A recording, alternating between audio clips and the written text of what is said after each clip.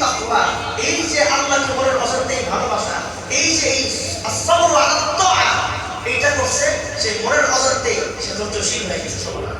রোজা আমাদেরকে ধৈর্যশীল বানাইছে।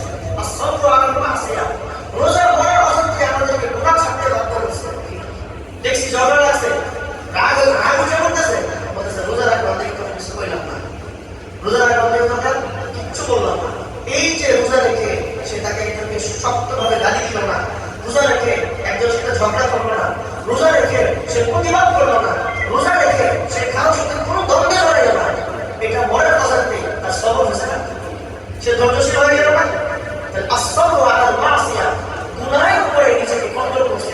দিনের বেলা রোজা রেখে কেউ মোবাইলে খারাপ জিনিস দেখে নাই, ছবি দেখে নাই, নাটক দেখে নাই, সে বারবার চিন্তা করছে মোবাইল হাতে আসলে না আমি তো রোজা না, আমি তো এটা করতে পারি না।